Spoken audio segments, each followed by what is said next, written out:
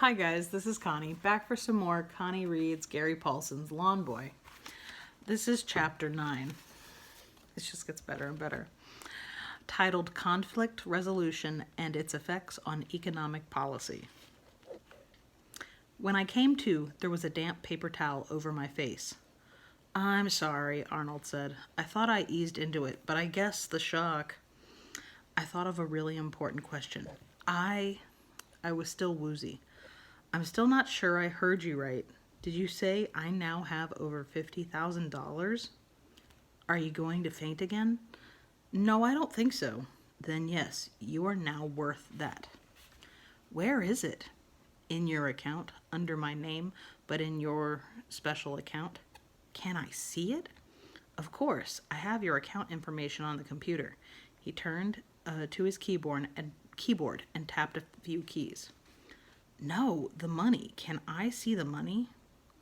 He shook his head.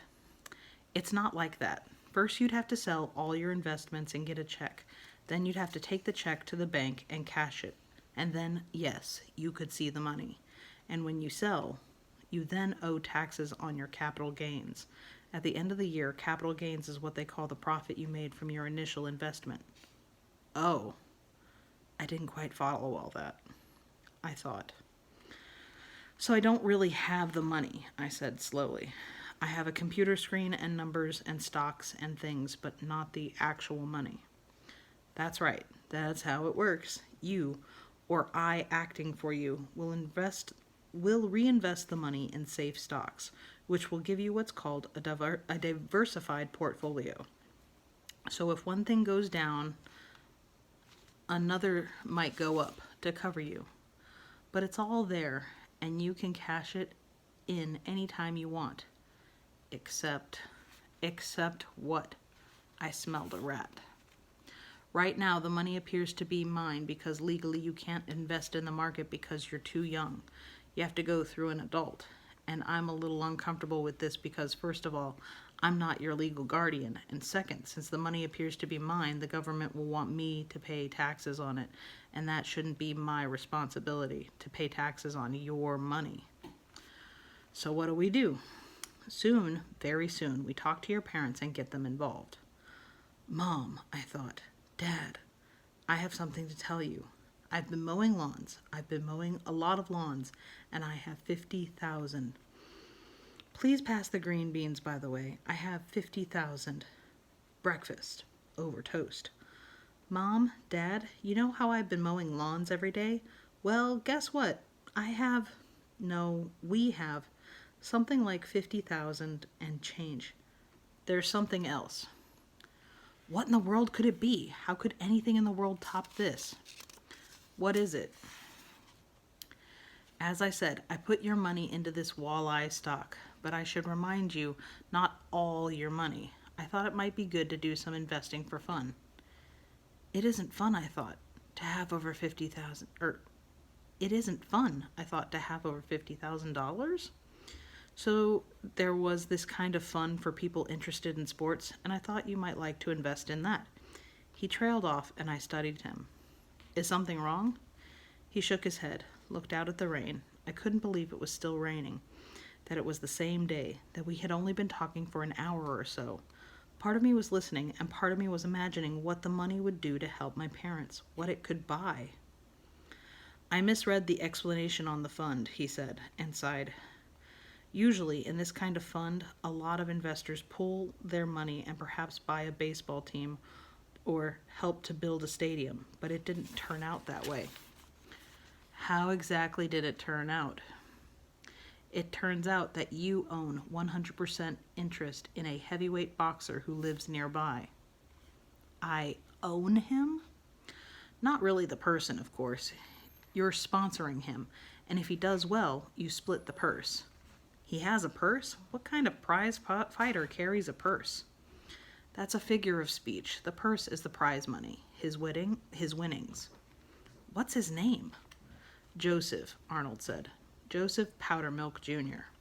I have the specs in the computer and can run you a printout if you like. Sure, I'd like to know more about him. Good, because he's due here in about 15 minutes. He called last night and wants to meet his sponsor and thank him. Arnold shook his head. Look, I'm really sorry about this. If you lose, I'll cover it, all right? And as for meeting him, well, he asked about his sponsor, and without thinking, I gave this address. So if you want, you can leave right now and miss it. I shook my head. No, and if we lose on this, it's not your fault. 5-6 weeks ago, I was sitting in my yard wondering about an inner tube. Now, I'm a thousandaire or something. You think I'm going to complain? Some would, he sighed. Some have. What if we'd lost?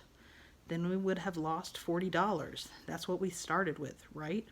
We lose the whole walleye thing, and all we've really lost is the original $40.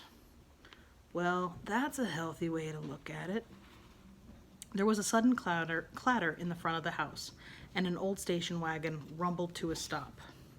It sat, almost wheezing, when the driver's side door opened, and with a great deal of difficulty, a man got out. I say man, but this person looked more like a living mountain than a man. I see it, Arnold said, but I don't believe it. How did he get in the car? He was wearing a big sweatshirt and sweatpants, and as he moved up the sidewalk to the door, his step was amazingly light for someone his size, almost like a really big cat. Even though he could see us through the screen of the porch, he knocked on the screen door. Please, Arnold said, come in. A quick motion, a side slip, and he was in the door and standing in front of Arnold. I am Joseph Powdermilk, and I would like to thank you for being my sponsor. He faced Arnold and held out his hand. I have never heard such a voice. It sounded like thunder a long way off, muted but deep, rumbling. Sorry, Arnold said. Wrong sponsor. He pointed to me. This is him. He turned, a mountain turning. I am Joseph Powdermilk, and I would like to thank you for being my sponsor. He held out a hand as big as a whole ham. I put my hand out. It disappeared completely in his, and we shook. His touch was gentle. It's nice to meet you, I said. My name is... Just then, Pasquale's truck streaked up behind Joseph Powdermilk's station wagon and came to a screeching halt. Pasquale came running up to the porch. I knew it must be serious because it was daylight. Pasquale never came out in daylight. Come right away! I got up. What's the matter? His name is Rock. He has 2 guys with him. He says we've got to pay him or he'll harm our workers. He plans to take over the business. What can I do? Come. If Rock doesn't meet the boss, he'll cause a lot of trouble. Come now. I hadn't taken a step before I saw Joseph Powdermilk move with me. I'll help, he rumbled. I'm good at this. I was out the door. Good at what? Trouble. And that's the end of chapter 9. Ooh, hello, baby. Yeah. Be careful with that and enjoy. Please and thank you. And I will see you for the next installment later.